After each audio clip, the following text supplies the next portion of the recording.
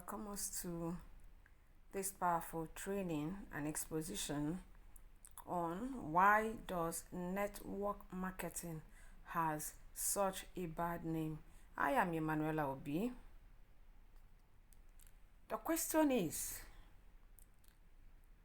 why does network marketing has such a bad name? Amidst so many things it has done, it has made so many millionaires, has raised people from zero to hundreds, thousands, millions of naira. But yet, on a general note, network marketing has such a bad name. Assuming there are hundreds of people on earth today, I can tell you 98 out of these 100 will say no to network marketing because of the bad name that it has. There are many reasons why network marketing has such a bad name. Not because the industry is not a good one, not because it is not paying, but just because of certain things that has gone wrong in the industry, it has tended to give it a bad name. And at times it's a case of giving a dog a bad name to hang the dog. Let's look at them one after the other. One is past failed companies.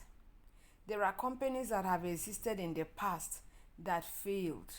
Failure on the part of this company at times is not their fault. They have good intentions, they have good mind, they want something good for the people.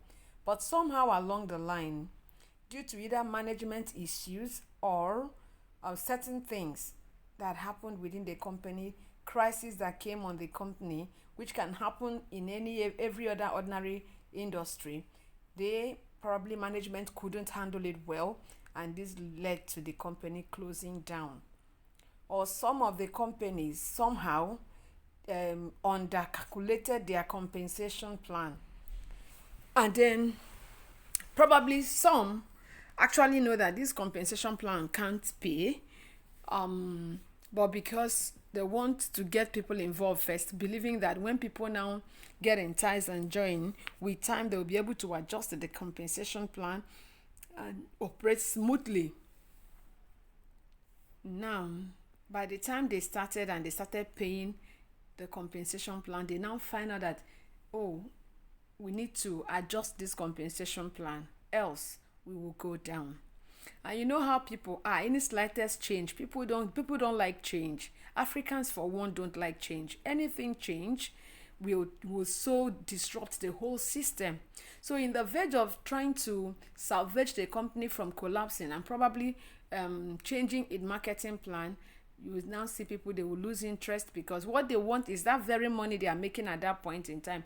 They don't want any changes, whether these changes is to the favor of the company or not. They don't care. Oh, we are making money now, and for as long as we are concerned, everything should be this way. So you find out that this sudden change will now make people to lose interest, thereby making the company to fail. Then we have what we call Ponzi scheme.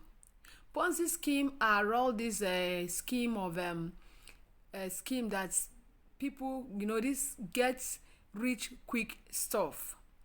They know that definitely this thing is not sustainable. This thing cannot pay. This thing is not realistic. But just because they have bad intentions, they never had good intention ab initio. There was no intention to actually sustain the company. The only intentions they had were that they want to just swindle people of their hard-earned money, and then they will come up with something very, very enticing, and the weak ones will fall for it. And definitely, I tell you what, Ponzi scheme is only the weak ones and the lazy ones that falls to it. Because in network marketing, it's about building. You build. It's not about get quick now. No. Get rich quick right now. No, it's about building. So you must be ready to build. People fall into this Ponzi scheme because they are not ready to build, and they want the easy way out of poverty. And then you see them falling victims of Ponzi scheme. A lot of people have fallen victim of this Ponzi scheme because they are lazy. They are weak, they are lazy, they don't even want to learn, they don't want to understand. What they will always tell you, anything that has to do with referring people, I'm not called out for it. No, I don't want it. So before you know it, they will now see a scheme that promises them, oh, you put in money, put in say 10,000 naira, or put in say $5, and then we will in 30 days you are getting back $30 from your $5, or you're getting back 30,000 naira from your 10,000. Next thing you're like, wow, this is awesome, this is beautiful. And then before you know it, they are jumping in. As they are jumping in, the same people that told you they cannot refer in a legit company, in a legit business, will be the same person that will start telling everybody they know. Especially by the first month, this company will always make do their promise and will pay you that 30,000. And the person will like, oh my God. And then the person is jumping in, not just jumping in. The person might even take from, in most cases of what I have witnessed, they will take both the initial deposit they made, the gain and everything, and now dump the second time. Second time, they might be lucky, the company will still pay by the second month. Then they will like woos, they will put in more. Some will now start selling their properties to put in. Before you know it, the company will like, wow, yeah, we've got them where we want them. And then the company closes up. So it has happened countless times, several times. And we call this Ponzi scheme. Ponzi because looking at the face of it, it's that payment, that's payments they are promising you is not feasible. Looking at it on the face of it, it's not realistic. How do they generate this money? How are they able to pay this money? These are the things you need to look out for. Forget about the promises. They may pay today. What happens tomorrow? And from my experience in this field, those that gain in a Ponzi scheme are the first set of people. The first set of people, the early people that joins. Once those first set of people gains, they will, from their little testimony, they will now recruit more people. The same people that will tell you they cannot build a network will now be the one recruiting more people. And then by the time this company sees that, wow, we've gotten them, they close this up. So network marketing is not Ponzi, and it's Ponzi schemes that have given, is one of the things that have given it a bad name. These people don't know the difference because they're ignorant, so they don't know the difference between a multi-level marketing company or networking as opposed to Ponzi scheme. So once their money is trapped or they lose money, they will just term everything as a networking company, but this is not the issue. Then the third is inexperience. This inexperience can come from the part of the person who introduced you into this company. Most of our uplines don't know much about the companies they are promoting. All they know is that, oh, we are going to make money, and because of this inexperience, they will recruit you, and because they are inexperienced, you become inexperienced, and as a result of that, along the line, you start finding it difficult, and then once your upline gives up, you give up as well. But the truth is, if you want to do network marketing, you must be ready to learn. You must have a mentor who is in the field, who has been in the field, someone that will hold you by the hand. In that company you are investing into, what is the status of your sponsor? The person that is sponsoring you, who is he? Who is she? How much can you trust this person? How well does this person know? Because if he doesn't know, he will not be able to show you anything.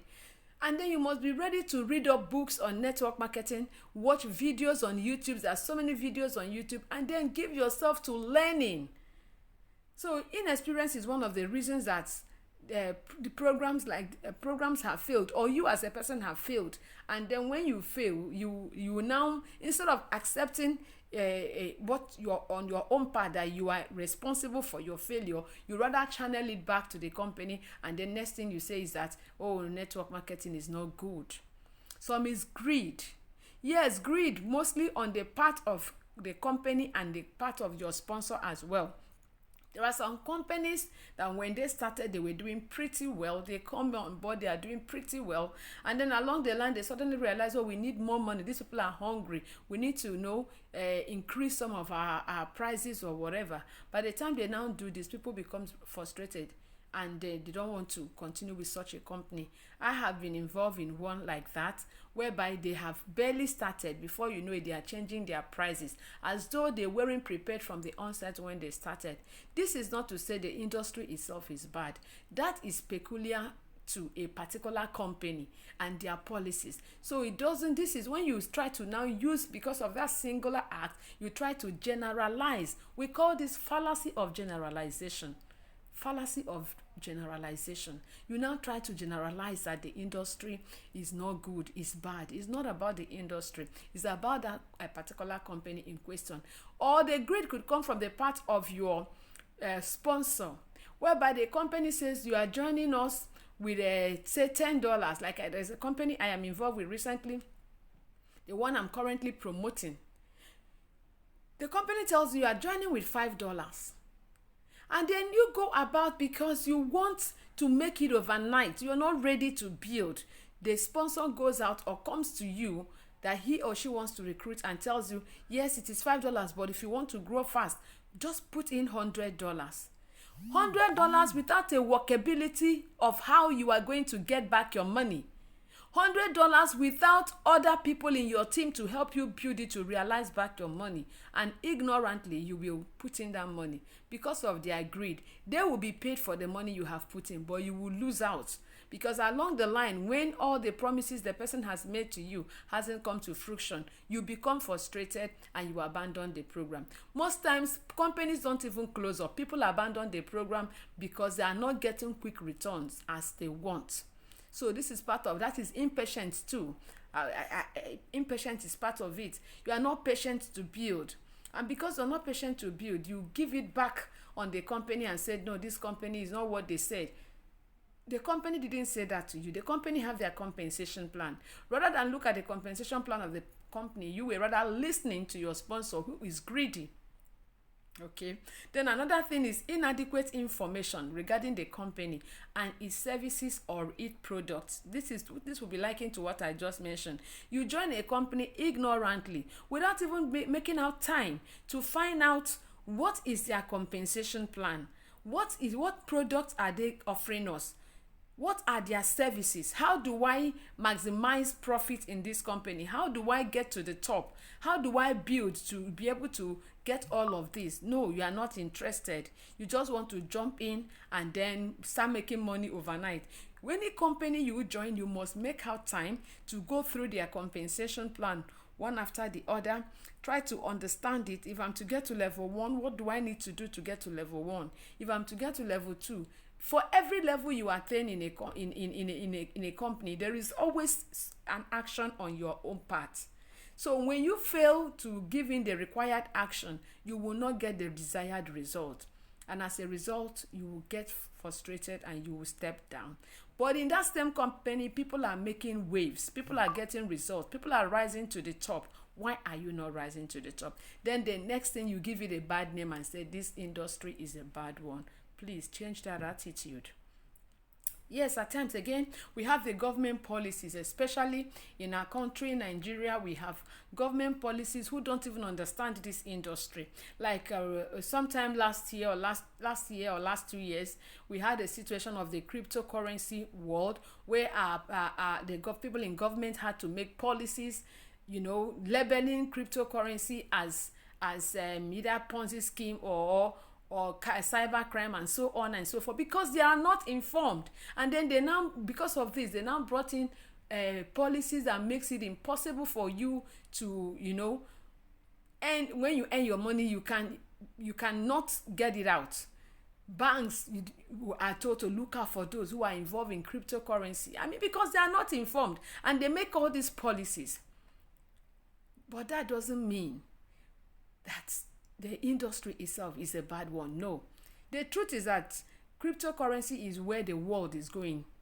Blockchain is where the world is going right now. That is the truth. So if this government don't understand these things, they make policies.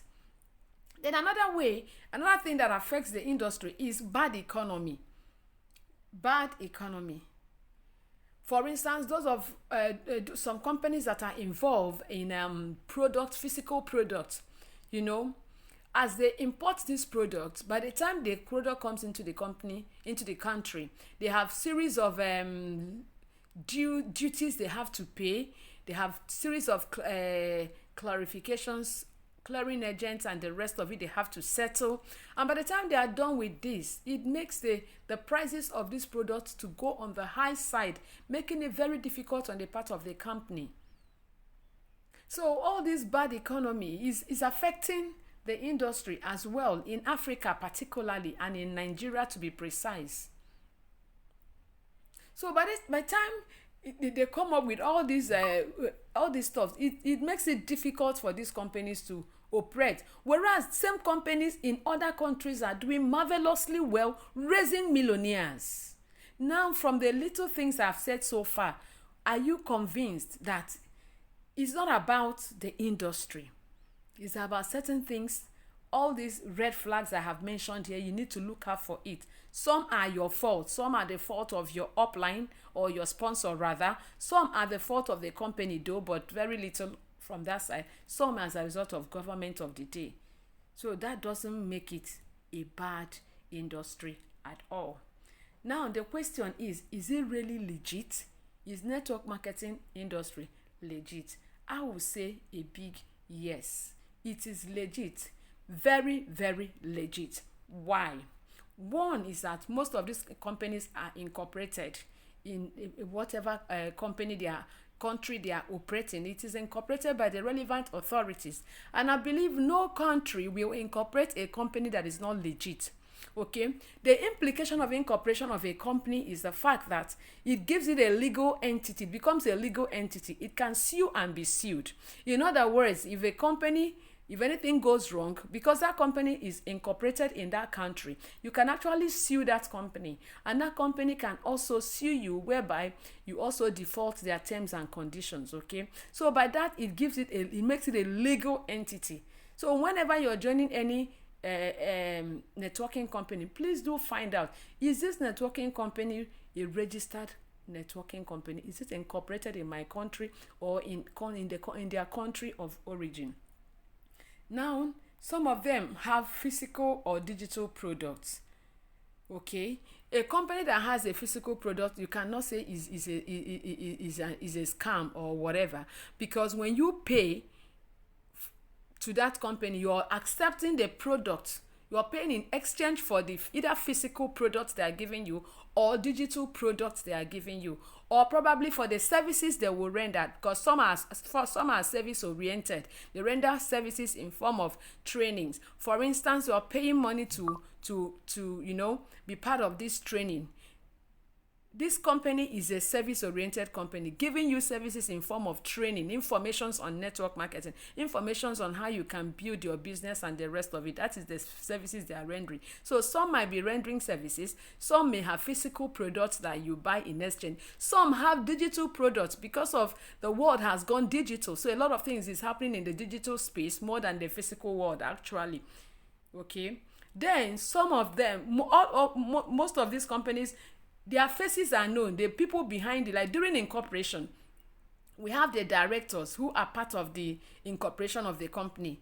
That is what we call in law unveiling of the company's directors. You unveil. On a normal day, on a normal note, you have no business knowing who are the directors of this company. But if anything goes wrong, the law will definitely pierce it, remove that legal entity now to find out who are really the people behind this company, who are those involved with the incorporation of this company. At that point in time, the law goes straight for the directors. If the law suspect anything, foul play, any scam, the law now permits the court to unveil the faces of the directors to know who are really the directors of this company. So they are known persons. It wasn't a ghost that incorporated it. It was a known person or persons. And of course, to incorporate a company, you must have at least a minimum of 2 directors.